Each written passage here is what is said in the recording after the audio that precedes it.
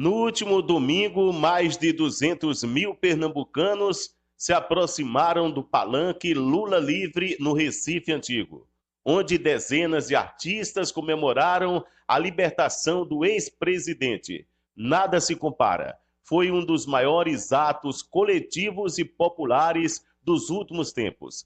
A narrativa do maior líder da América do Sul foi contada através de música, durante 8 horas de festa sem interrupção. Como sempre, atento a tudo, Lula preferiu falar pouco para aproveitar melhor a homenagem que dificilmente será esquecida pelo petista. A festa foi linda, o povo foi às ruas, mas as grandes emissoras de televisão desse país resolveram ignorar. Todos os finais de semana nós temos um encontro com Deus aqui no Domingo do Senhor. Um momento sagrado para você ouvir e aprender a palavra de Deus, para edificar a sua vida. Domingo do Senhor, aqui na Rádio TV Nordeste.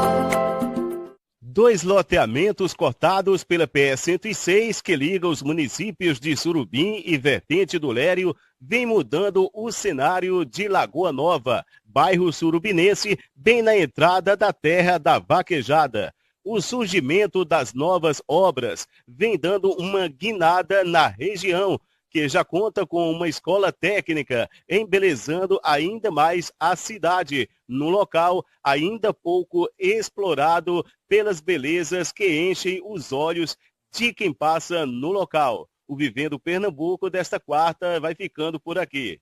Tchau, tchau. Todas as quartas-feiras você assiste Vivendo em Pernambuco, um giro semanal no município de Surubim, a terra da vaquejada. Em nossa pauta, a metrópole e as pessoas, coisas da região, costumes e muito mais. Vivendo em Pernambuco.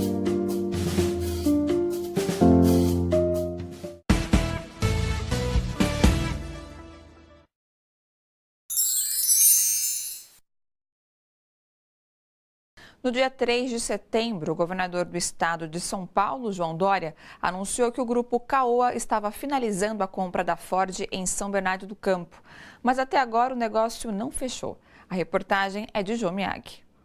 Preocupados com os quase 25 mil empregos diretos e indiretos, os metalúrgicos do ABC e o TID, Instituto Trabalho, Indústria e Desenvolvimento, tentam ajudar no processo.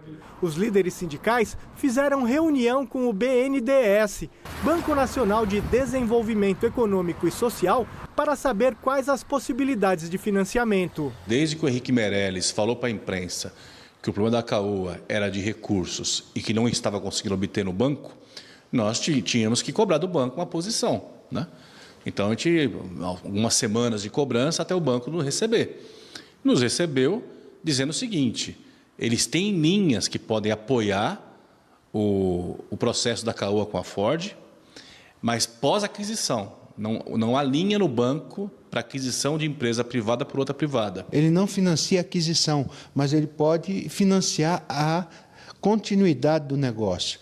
Processos de engenharia com novos produtos, processo de reformulação da fábrica, até o próprio capital de giro, né, que a fábrica precisa, que aquele que adquirir necessite, o BNDES tem linhas para esse financiamento. Depois da reunião com o BNDES, os metalúrgicos do ABC pediram uma reunião com a direção da Ford, com a direção da Caoa e com o governo do estado de São Paulo. Os metalúrgicos têm pressa, porque a empresa é importante para a economia da região. Ela é geradora de impostos, geradora de emprego, participa da renda salarial local de maneira efetiva, né? Os trabalhadores da Ford são consumidores potenciais da região metropolitana. Ela emprega na cadeia produtiva algo em torno de mais 20 mil trabalhadores, além dos 4 mil que atuam na Ford. Do ponto de vista econômico, do ponto de vista social, a perda dessa planta é ela é monumental, né? Significa aí 20, 25 mil trabalhadores que serão afetados de alguma forma por isso. Segundo Rafael Marques, somente até abril do ano que vem haverá caminhões da Ford em comercialização nas revendedoras. Por isso, ele cobra a atuação rápida do governo do estado e lamenta que o governo Bolsonaro nem tenha participado da negociação. Por isso que o governo do Dória não pode abandonar o barco, né? O Bolsonaro, o governo dele, nem entrou nesse barco. É um absurdo um governo não ter se sensibilizado com uma decisão de uma grande multinacional que está no Brasil há muito tempo, mais de 100 anos, e sempre beneficiada por alguma medida de governo, especialmente do governo nacional. Portanto, enfim, mas quem entrou no barco tem que ir até o final, não pode abandonar porque é muita coisa em jogo. O presidente do Sindicato dos Metalúrgicos do ABC afirma que está dando assistência aos trabalhadores demitidos e já acertou com a CAOA a forma de contratação dos novos trabalhadores caso o negócio se concretize. Como a CAOA foi a única a oficializar o seu interesse na compra da planta de São Bernardo, nós buscamos a CAOA para estabelecer algumas regras mínimas de contratação. Primeiro, que garantisse que as contratações seriam feitas para ex-trabalhadores Ford. E segundo, em que condições salariais e de relações de trabalho que isso daria. Essa parte nós acertamos. O restante depende das duas partes chegarem a um acordo. Gente, bora fortalecer a TVT? É só clicar em inscrever-se e depois clicar no sininho. Pronto! Assim que pintar notícia nova, você fica sabendo no ato.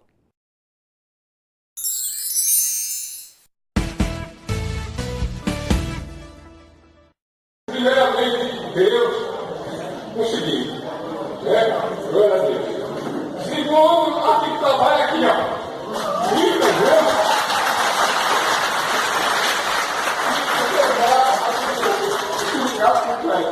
Sindicato completo, viu?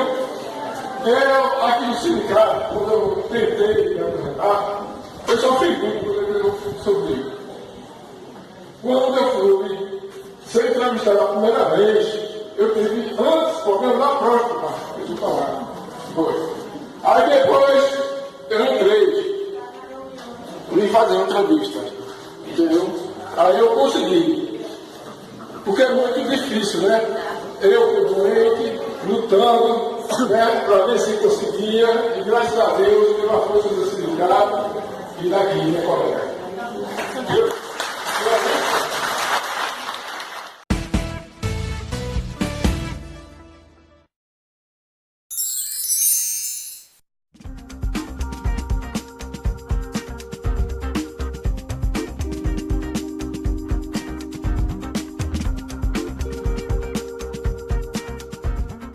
Sejam bem-vindos ao Brasil de Fato Entrevista. O programa vai ao ar todas as sextas-feiras, aqui na TVT, às 19h45. Conversamos com Tereza Campelo, ex-ministra do Desenvolvimento Social e Combate à Fome durante os governos Dilma Rousseff, quando esteve à frente de programas como Bolsa Família, Cisternas e Programa de Aquisição de Alimentos. No governo, a economista coordenou a implantação do Plano Brasil Sem Miséria, para a erradicação da extrema pobreza no país. E em 2014, enquanto era ministra, o Brasil saiu do mapa da fome da ONU. Tereza conta como agora, sob o governo Bolsonaro, com a precarização do trabalho e dos salários, a fome voltou a crescer e o país corre o risco de voltar a figurar nesse mapa. Ela comentou o projeto de desconstrução do Brasil, o abandono da educação, a visão exterior sobre o país e quais são as perspectivas econômicas daqui para frente.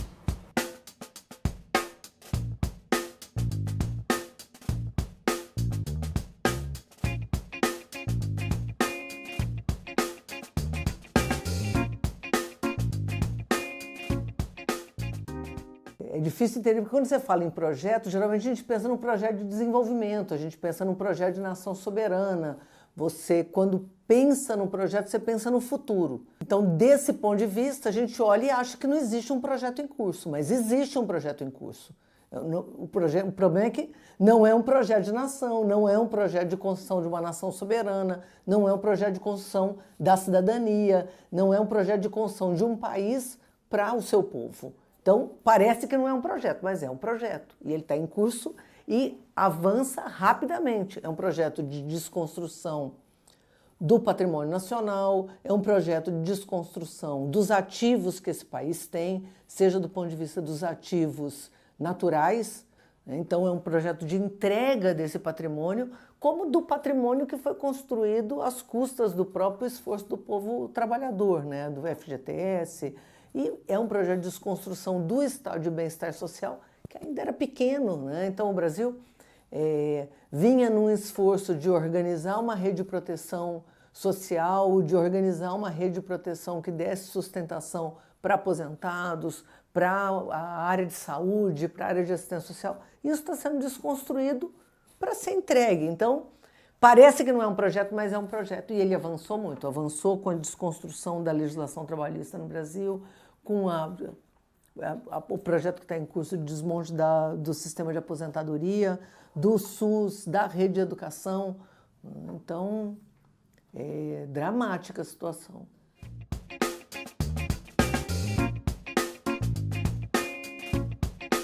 Parte dessa narrativa é exatamente que esse governo questiona todos os dados e evidências científicas. Então, entra naquela linha, tudo que é sólido desmancha no ar, né? Então não tem desmatamento, não tem fome, naturaliza e usa redes sociais, usa informação de WhatsApp para se contrapor a evidências científicas. Bom, quando o Brasil foi considerado fora do mapa da fome em 2014, né? Então as Nações Unidas, a FAO, que é uma agência das Nações Unidas que cuida da agricultura e alimentação, ela declarou que o Brasil estava fora do mapa da fome com base em 5 principais argumentos, né? O esforço do país em combater a fome, quer dizer, a fome, o governo fala não tem fome, mas tinha fome, não pode ser naturalizado. O Brasil passou 500 anos com a população em situação de fome, era uma marca do país.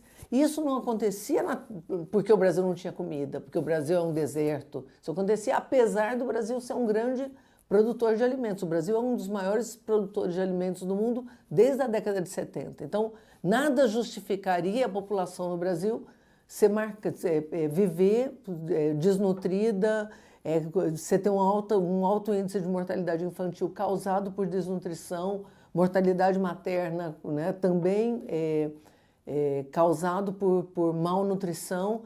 E hoje o Brasil tem, ao mesmo tempo, fome, desnutrição e obesidade, né? Então, quer dizer, fenômenos variados na área de desnutrição.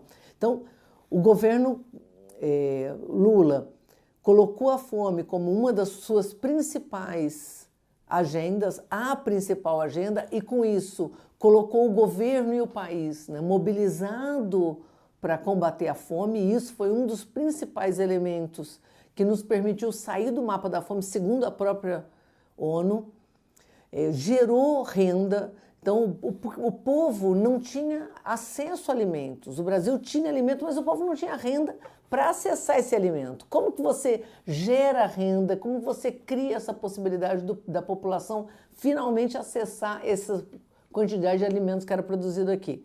Criação de 21 milhões de empregos, melhoria do salário mínimo, construção de uma política de salário mínimo, Bolsa Família, né, inclusão produtiva, fortalecimento da agricultura familiar, merenda escolar. 43 milhões de crianças no Brasil são alimentadas por merenda escolar e o projeto era comida na escola, né?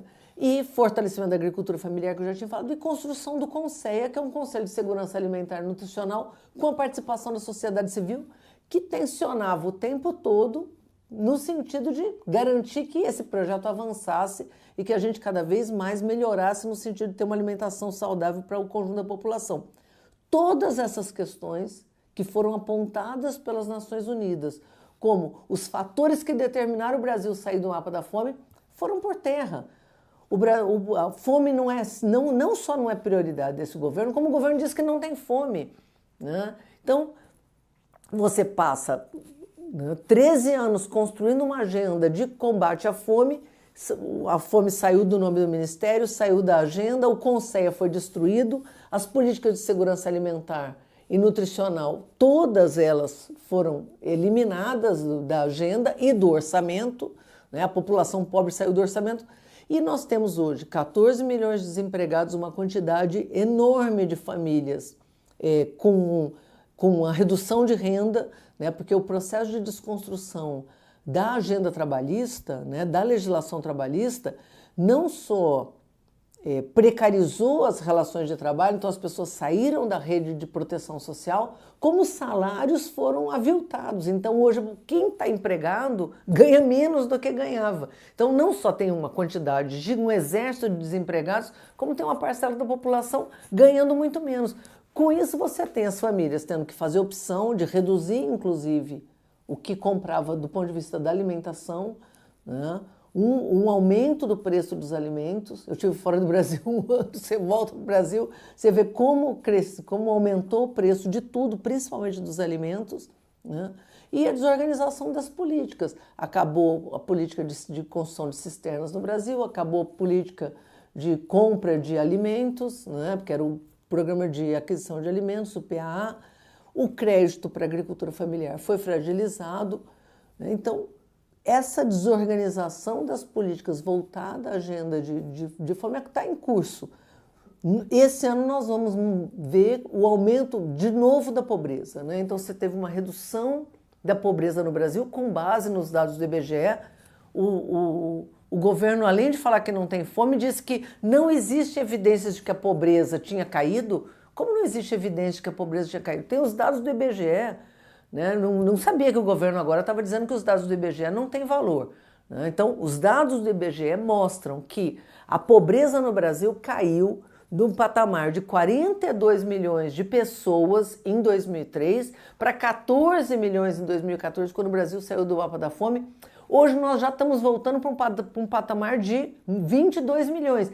Quando saíram os dados do IBGE agora, setembro, outubro, todos os fatores que levaram o Brasil a sair do mapa da fome já foram desconstituídos. Então, é óbvio que o Brasil está voltando ao mapa da fome. Pode não ter chegado aos 5% ainda, eu acho que esse ano a gente vai ter dados mostrando que a gente já está muito próximo a isso, né? Hoje já ultrapassamos.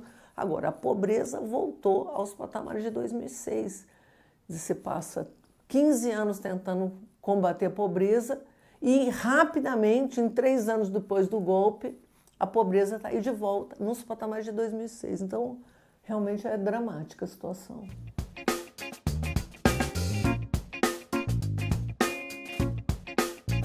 Antes de falar sobre o Bolsa Família e sobre as evidências científicas que nós temos mostrando o impacto do Bolsa Família, né, é importante entender que o que vinha sendo construído no Brasil era uma política complexa, né? Uma ampla rede de proteção social. O Bolsa Família ele completou. Por que ele foi tão importante? Porque ele completou, né? Ele complementou essa rede que vinha sendo construída. Então, o que você tinha no Brasil? Você tinha uma rede de proteção baseada em políticas contributivas, né? Então você tinha uma construção de uma ampla rede de aposentadoria, seguro-desemprego, né? Um trabalhador que fosse acidentado, ele tinha proteção social, e você tinha a política de assistência social para o idoso pobre ou para a pessoa com deficiência pobre, que era coberta pela política de assistência social. Então você tinha aposentadoria, você tinha seguro-desemprego, você tinha o BPC. Mas as famílias pobres, ainda na ativa, né, que eram as famílias jovens com filhos, não tinham cobertura nenhuma, né? Então trabalhavam muito, mas não ganhavam o suficiente para alimentar suas crianças e para viver com dignidade. O Bolsa Família vem exatamente completar essa rede, né? Então é importante a gente lembrar que o Bolsa Família é uma parte da política de proteção social, porque senão eles estão acabando com a aposentadoria, estão acabando com o BPC, o Bolsa Família não vai segurar isso. Então o Bolsa Família ele não é suficiente, até porque ele é um complemento de renda, né? Um aposentado não vai viver com Bolsa Família, o aposentado precisa da aposentadoria, trabalhou a vida toda, agora idoso, não só ele merece, né, esse período que é um período de descanso, como o Bolsa Família ele não vai substituir a renda do aposentado. O aposentado deixou de trabalhar, precisa da aposentadoria, que é o que eles estão terminando.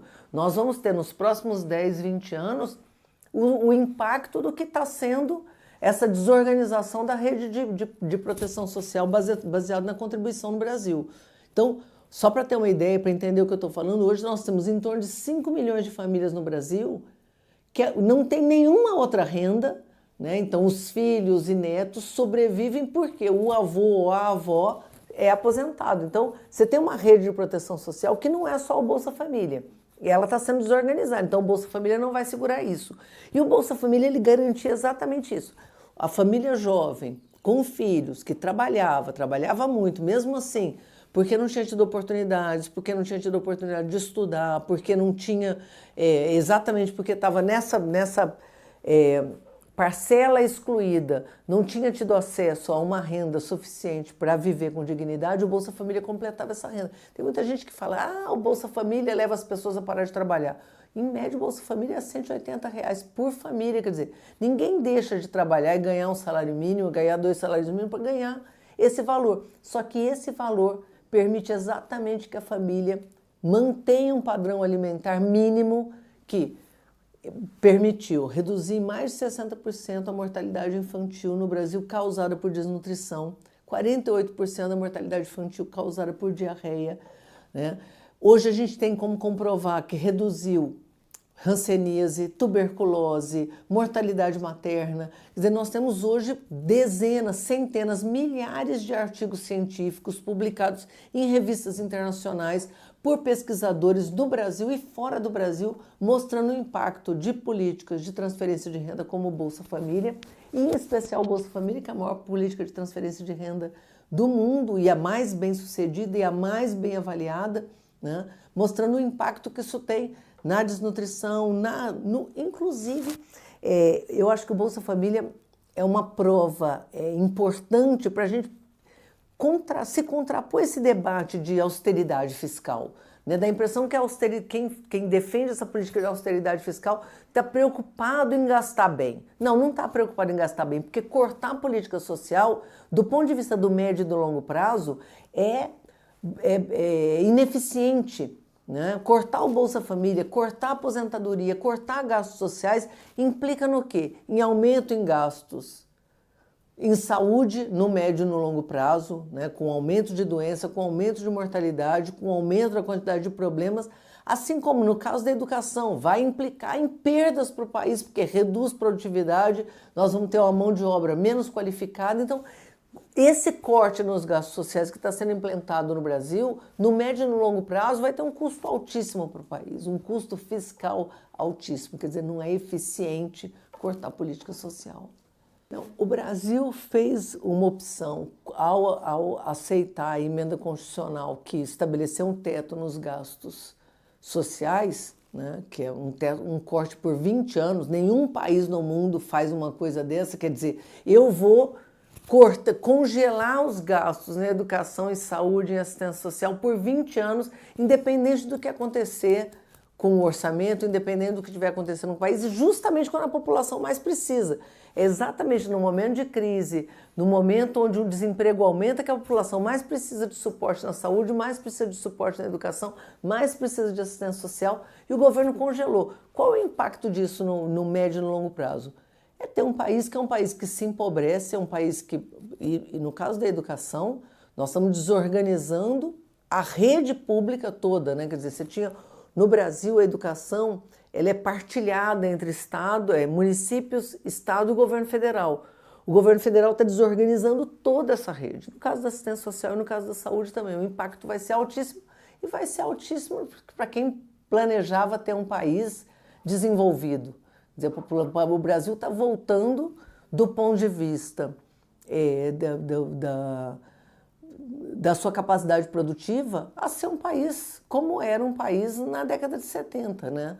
Produtor rural, exporta commodities, certo? E importa produtos industrializados. Então estamos destruindo a nossa indústria e destruindo a capacidade de retomar a indústria, porque não vamos ter trabalhador qualificado no Brasil. Então tudo que for produzido, deixa de ter espaço para engenheiros, deixa de ter espaço para cientistas, realmente uma desorganização. Por isso que eu estava dizendo, isso não é um projeto de país do ponto de vista, quem está pensando em projeto de desenvolvimento. Agora é um projeto para quem? Para quem está interessado em rapinar o país, né? O que está acontecendo é uma rapinagem, né? Uma pilhagem, né? Uma pirataria.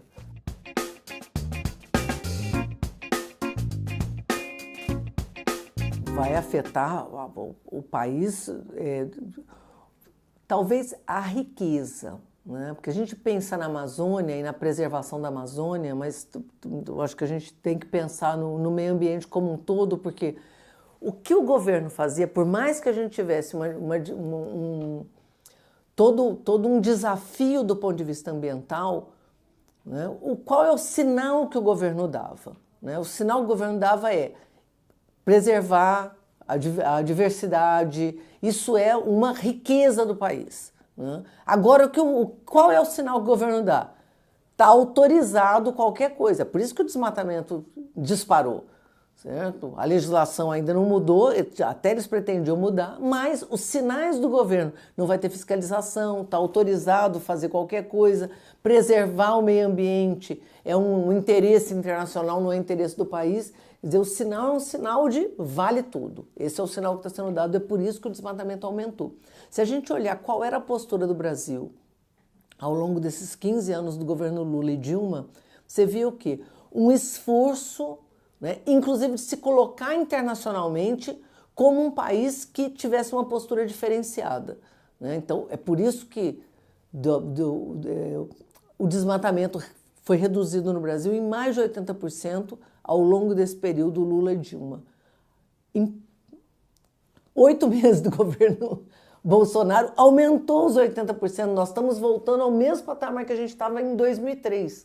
Né? Com um ritmo de desmatamento que, ao que tudo indica e pelo que os cientistas estão colocando, coloca em risco a capacidade da Amazônia de se reconstituir. Então, é muito perigoso, é uma tragédia e a gente continua vendo uma omissão. Então, eu acho importante a comunidade internacional não dizer que a Amazônia não é brasileira, porque a Amazônia é nossa. Eu acho que a gente não pode confundir o debate internacional de alertar o próprio país, né, sobre o risco que a gente vive, com a ideia de que a Amazônia é um bem internacional e que, portanto, pode deixar de ser brasileiro. Eu acho que não. Eu acho que é nossa obrigação como brasileiros questionar o que está acontecendo duramente, tentar impedir, reverter esse processo, inclusive para preservar a Amazônia como sendo nossa.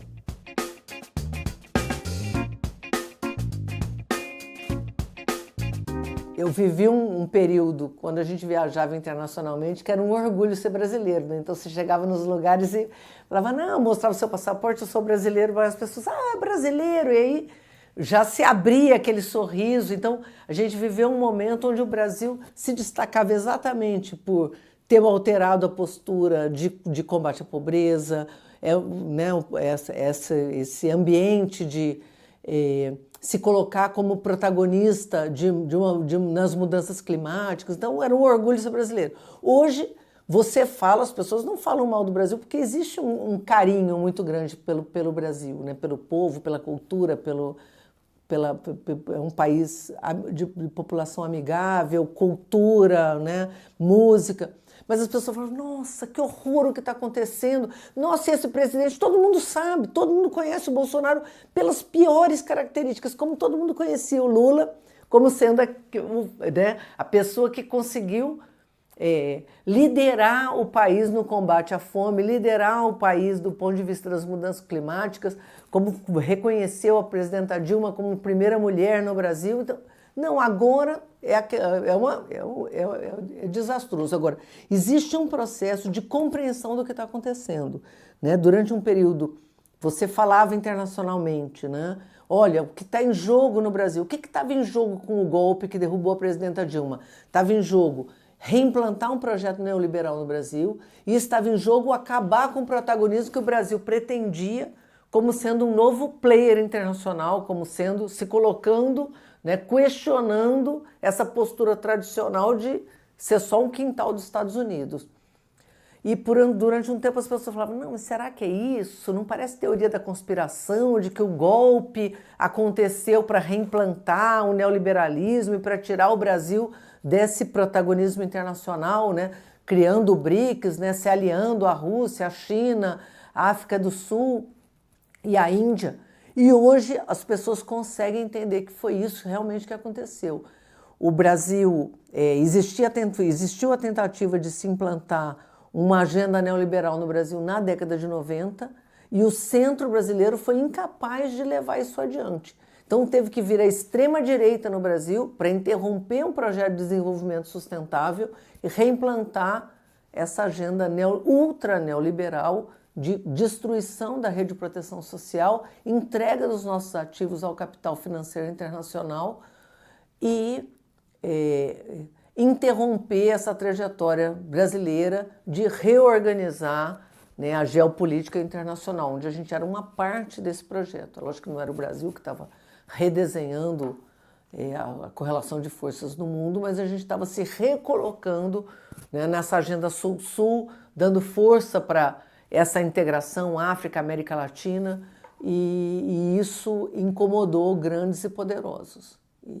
E eu acho que isso hoje passa a ser compreendido internacionalmente e permitindo, inclusive, que a gente se reposicione aqui como esquerda dentro do Brasil, né, e consiga explicar para a população o que de fato estava em jogo e o que de fato aconteceu.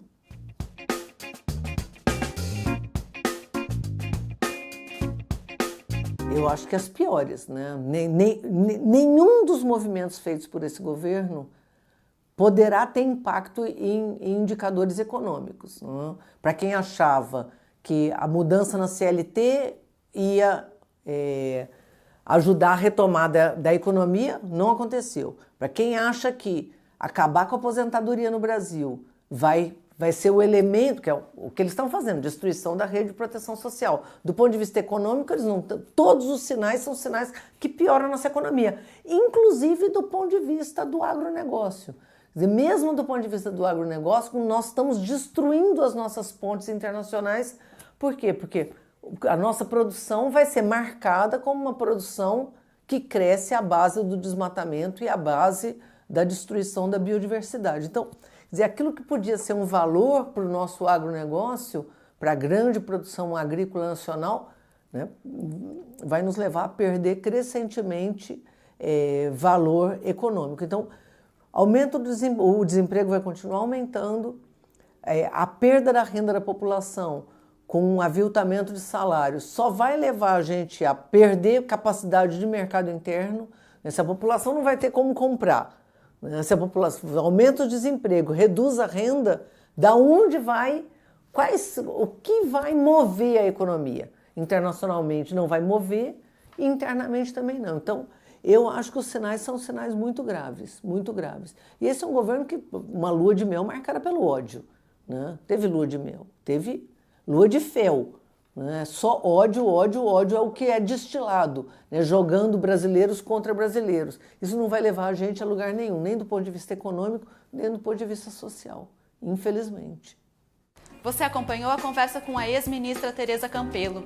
Assista outras entrevistas pela TVT ou no YouTube do Brasil de Fato. Inscreva-se no canal para receber notificações. Nos vemos semana que vem. Até lá!